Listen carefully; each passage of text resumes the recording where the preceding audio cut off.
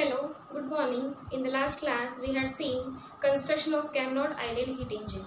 So, Carnot heat engine is the theoretical engine, so which is not exist in the practice. So, Sadi Carnot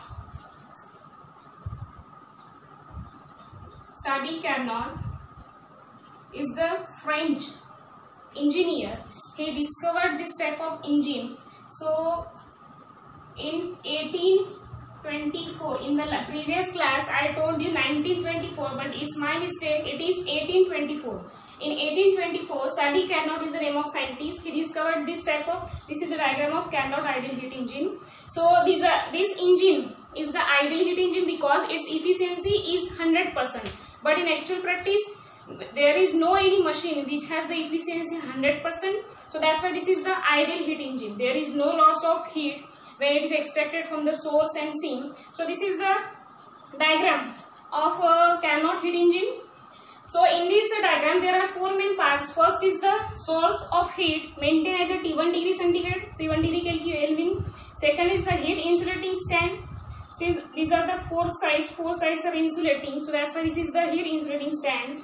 Third is the sink of heat. It is maintained at the lower temperature T2 Kelvin. And fourth one is the piston cylinder assembly. So in this piston cylinder assembly, there is a working substance of means the ideal gas is present in the cylinder. Okay, and this gas base has the conducting base. Then same source of the heat has the top conducting. Here sink of the heat has the conducting top. So then today's class we will see the working of Carnot ideal heat engine.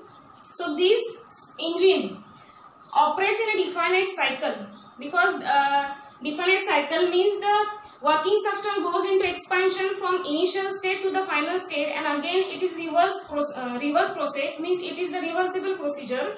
So that is called the ideal heat engine.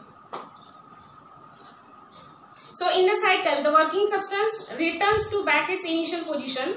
So it is the reversible. So cycle is completed in the four operations in the definite order.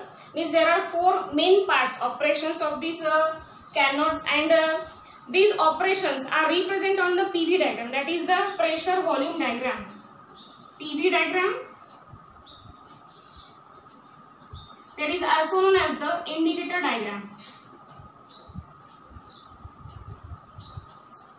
Indicator diagram. Okay, pressure volume diagram, or it is called the indicator diagram. So the cycle is known as the Carnot cycle. Carnot cycle because it is operated in a definite cycle. So the cycle is called the Carnot cycle. In the Carnot cycle, the working substance is suppose undergoes the four types of quasi-static operations. So first is the isothermal expansion.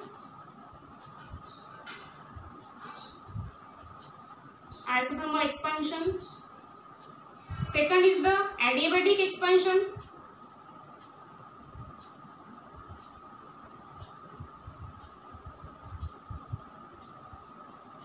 Third is the isothermal compression.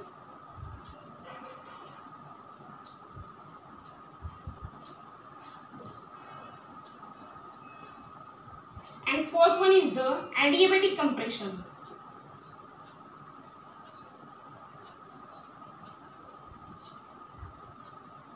So these are the four quasi-static operations. Quasi-static means the process which is undergoes slowly and maintains the equilibrium state. Okay. So these are the quasi-static operations performed in the Carnot cycle.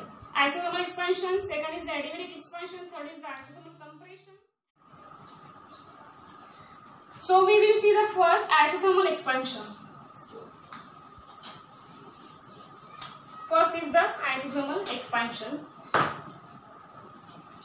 Suppose the cylinder contains the 1 mole of ideal gas present in the cylinder, and let the initial temperature of the gas. This gas has a temperature initial T1 Kelvin. Okay, means, and the temperature of the heat source is also T1 Kelvin. The cylinder is first place. So to perform the first operation, isothermal expansion, so firstly this cylinder is placed on the source of the heat at T1 degree temperature, so that the gas acquires the temperature T1 of the source.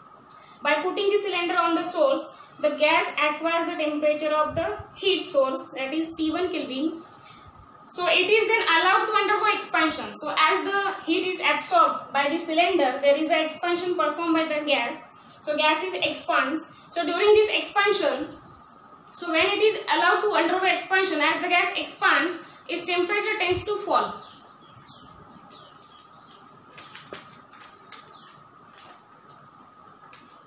So heat passes into the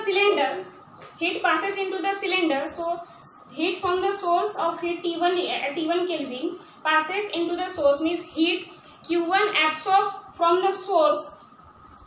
Q1 heat absorbed from the source through the perfectly conducting base, which has the top conducting and this base is conducting. So when the contact with each other, Q1 amount of heat is absorbed by this ideal gas. So the gas therefore undergoes slow isothermal expansion at the constant temperature T1. At the constant temperature T1 Kelvin. Okay. So the gas undergoes isothermal expansion. So let the working substance during the isothermal expansion goes from initial state. So in the diagram, this is the PV diagram. This is the first point, initial point A, and after isothermal expansion, this go to B. So A has the pressure P1, V1 and temperature T1. Then after expansion from A to B, this is P2, V2 and T2. Means the temperature falls. As the temperature firstly acquires T1, then after going to this curve AB, there is a fall of temperature T2, means same as the sink. So so along the curve AB is going from AB curve. So in this process, the substance absorbs Q1 amount of heat from the source at T1 Kelvin and does the work W1. So therefore Q1 is equals to W1 is equals to integration, means V1 to V2, P1 to P2. So therefore here V1 to V2 integrate as a P dV. We know that already W is equals to P dV. According to first law of thermodynamics, W is equals to P dV. Okay. So we know that PV gamma or ideal gas equation, that is PV is equals to RT. So therefore P is equals to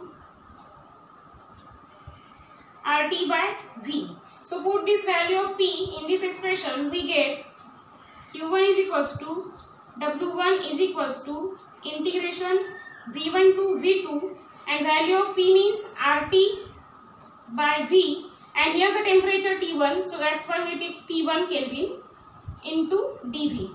So these R and T1 are the constant values, so we get outside this integration symbol. So it is V1 to V2, and remaining 1 by V means dV by V. So we already know the integration of 1 by V is the log. So that's why here RT1 and log of E into V, and there is a upper limit V2 and lower limit V1. So after putting the lower limits and upper limits, we get RT1 log of E and here V2 by V1.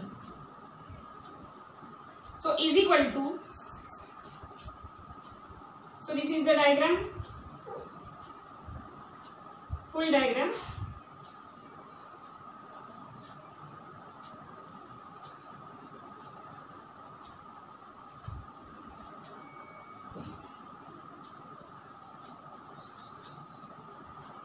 This is the C and this is the D. A, B, C, D, E, F, G and H is equals to area A, B, E, G, A. Area A, B, E, G, and A.